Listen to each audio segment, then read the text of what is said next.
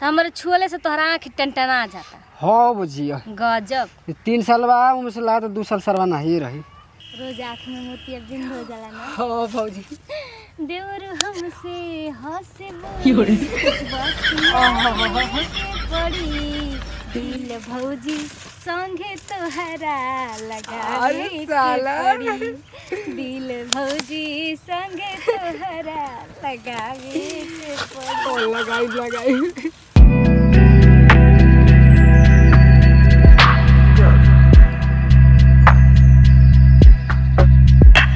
साला पूरा का पूरा मैं के ऊँख चिभ के मैं नाश कर से इस साला ई ना करना के तनी चली 10 मिनट खेतों पर ध्यान दी। एगो मोट जौन भौजाई भइल भी है ना कि पता ना का एकरा कोई ई तेगो अलगे वो खाना बना देती है, जानती है कि पूरा काम कर देते नहीं, पूरा घर के का पूरा लागत है खेते जोत देती है,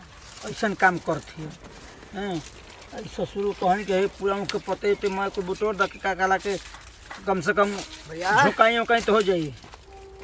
आई उखिया कुल में छिलाव लगो ना करा सर पगइल बा हितई लगावत हवा हैं। गोर अन्य दोस्तन के संगे खेले ना अबे तो आवत नहीं खेल के वह बैटवा गणिया में डाल दे बुझाई ना। ससुर तू ना हे जा ई देखे बुझात के चल के कटवा दी चाहे छिलवा दी चाहे करासर पर जाई आ चाहे का कहला कि आलू पटावे बा जोन काम करे तन करवाई ई निखे बुझी तोरे रे कहिए घूमबे लइके बड़े हैं। मोइस लगले लसन 500 रुपया के हार गेलो कबे हितई कह के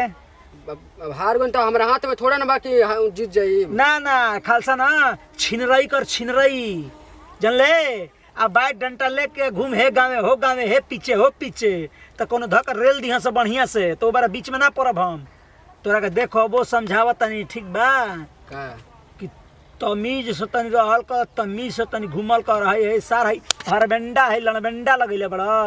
हमार बार बार नहीं खे हम कहाँ लगे अरे भैया फैशन के जमाना बोल तो का करे पहले ही लेकर रही झाट मत सार बार कले तरह बुझाता कि बात बतिया तरह मैं अथी करवा का उठा बोरा अब आज के बस एनो न चल दे काम कोई करतनी ठीक बा हाँ चल धरवा हो जाए के चल सार तो वही पर सब बांध के धैले बनी अब बुझाता कि अरे खातर पर्रे पाता तब उहे हाल तो हार बिया भौजी कहां बड़ी हाँ गइल बड़ी देखा के नियो मरवावे भौजी के सार चक्कर में रहता खालसा है पकड़ के रखा चल चले में सब देखिया निहारे बंद कोई नी राजा न जाना। ए भौजी कहां जात हो अतन देखो ना ओखे में का पड़ गुल बा हटा रास्ता रखिए में पड़ल रहेला ए हमई एगो मिले निकाल तो रखिए देखे खातिर। हां देखो त ठीक हो गेल अब ये अच्छा ताकि देखे ना कि का पड़ जाला सरवा कहीं से आ जब मारल ना तर छुएलू सही हो जाला। अच्छा अच्छा तो हमारे छुअले से तोहरा आँख टनटना जाता। हाँ बुझिया गजब। 3 साल बा उमें से ला तो 2 साल सरवा नहीं रही। हाँ जा तनी तो निकला निकला यहाँ से तनी खाली और देखे देना। अरे जाता कि नहीं यहाँ फिर से ठीक हो गया साला निकला। हाँ, ठीक है भौजी कहिए धो के ना उखिया छलका अखिए में घुसाड़ दे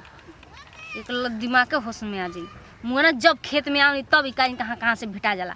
मुझे उखड़ना। ये दो गालवा आवारा हो गइल बटुए एकर समझे नहीं क्या होत कि का कइल जाला आ का धइल जाला घर में। हाय ऊ एक जना बावन त खेते दिन बरो गोरतवन आ ऊ बड़न त नोटी विदा करत तवन कि लो खेती बाड़ी करत रहलो ई ना कि भाई के संगे जाके करवाई आ गइल हसे बोले बतियावे। हाय इने के बुझत को खेत में दिन भर खटत उनका संगे करवाई तो हम ये कुल काम धइल बा कि हम जाके खेत में काम करवाई का करबले हड़पन करबा हमार घूमले से फुर्सत नहीं खे मिले तू सही बोललू ह घुमला से पेट भर जाई। हां भरी नु भर दन भाई एगो भाई दिन भर खेत में मरत टुए एगो भाई हो जा 12 घंटा ड्यूटी करत टुए ई चिंता फिक्र बा ठूसा तड़ा जाके लहणन के संगे घुमा तड़ा जाके तू भैया के साथ में कर ठीक बा हम ना करब के हम छोड़ देम न जाई त बूढ़ा बूढ़ी कैसन चल गोलन टिकटी पे ला दी के असई हम झोरिया बिस्तर उठाई बा धरब ट्रेन चल देबी कि लो दोनों जना बनावा खा समझ आ जाई। इनकरा के बैठन त ई पर करे उनकरा के बैठन त ऊ पर करे ला इन लोग के बा के ये पर हम जात न दिन भर ले हड़ई या दिन भर कोई से फुर्सत इनका नहीं थे कबहू बोलल जाता तुरंत काट लेखा गड़ जाता इनका दो गला का इनका कमही एथी नहीं खे होता का है जे बैठल भजी का करी आ कैसन चरचरात है चरचराई ना उ छोटका पे चरचराता नहीं फाटल स्पीकर ने फरफर कइले बड़ू हाँ ही रे कर माने हम कौन गलती कहनी है कु खेतवा पे दिन भर गोरले बाड़न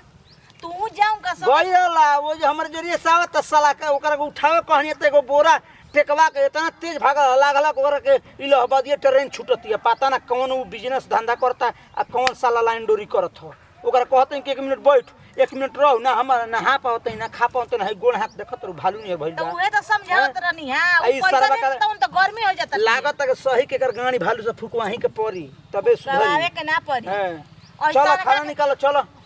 ई सुधारी बेटा चलो बा तुरंत जाए खेत में चलो जल्दी चलो हमरो खिस बड़ी हम और लेके झोरा वाला चल दे हां नाही प्लानिंग कर और प्लानिंग कर खेत में दे देले बना पैसा खेती में लगाव हई कर भौजी हमसे हंस बोले बतियावे के पड़ी आहै करियो वो संग दिलवा लगावे के पड़ी बोलो तो नहीं जाके फेसबुक लगावा फेर में हम सब कीरी में लगावा ए भौजी देखो ना फुलवा से लागल होता तन थूक तो फुका ना अरे फूक दे थू अरे थूका तो रुका अरे तन जरिया से अरे जरिया से का आज तो रखी हम ठीक करे तनी ओ भाई ठीक है रोज तारा खराब हो जाला तो हां हो आई कहां ले ले तारा के देवे खातिर अच्छा हम बड़ा खुश बानी और आज हम तारे आँख के ना इलाज कर दे रोज आँख में मोतिया बिंद हो जाला ना हां भौजी देवर हमसे हंस बोले बतिया के पड़ी दिल भौजी संगे तोहरा लगावे के पड़ी दिल भौजी संगे तोहरा लगावे के पड़ी ओ लगाई भौजी हाँ भैया के अभी 1 साल भइल अभी 2 साल बाकी बा ठीक बा तारा जौन चीज घटी चोली ब्लाउज टमाटर गोभी लौका भंटा सब कुछ जितना भी बाटे गोले गोले टमाटर जौन भी घटी हमसे ये खाली बोलिए तक 2 मिनट में लिया के हम दे दी हाँ। अरे देवर एकदम खाड़ रही तारा खातिर रातों दिन गजब अरे भौजी देखो ना देखो पड़ रोकिया में फिर से अरे हो अब तो हम कह दे न दिल लगावे के पड़ी अरे तो देखो ना सही पड़ गया तरी सचो के हाँ अब का करी अरे भौजी देखो ना रोज हम नाटक करता नहीं हो कि तार से प्यार कर ली मोहब्बत कर ली लेकिन मेरा सोचियो पड़ गलो अरे अब का करी आ एक काम करो ना का आज अरे बाप रे आज दर्द होता है तेरा के आज हम अखिल ले एक काम करी ना हाँ बोलो टेंशन ना ली भौजी बानी ना अरे बाबू हम बानी ना हाउ जाना हमरे खेतवा के एटवा मदार के पेड़ बा जल्दी बोलो जल्दी पत्ता तूर के हाँ। आ दोनों आंख में डाल हाँ सही एकदम ठीक हो जाई अरे। जा जल्दी जा अरे बाप रे बकरी के बेटा आज तोहर आँख के दर्द और सब मर्द के जो जवानी फटता ना सब खत्म हो जाई तू देखत जो अरे कहीं का पड़ गया रे सर अरे अरे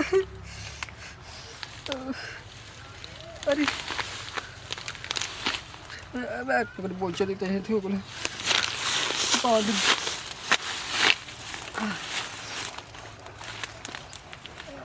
अरे बाप रे बाप अरे अरे अरे अरे अखिया पे कपड़ बन रहा था अरे अरे अरे अरे बाप रे अरे अरे बाप रे अरे तो कुछ लोग तो नहीं कर रहे सर अरे बाप रे कहता अरे अरे भैया ओ ए भाऊजी अरे सर क्या मैं क्या कर रहा सर गोरची मानी आई करी गोरी आई अरे बाप रे बाप भाऊजी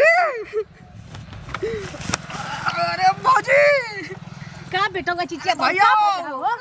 अरे बाप रे का बेटा की में अरे गोर की रहलिया कहला तो जो मदिरा का दूध वाला आई रे करा मोही रानी के फेरा में परे गइला हो उ रानी तो तारा अखिया फोड़ दिया का करला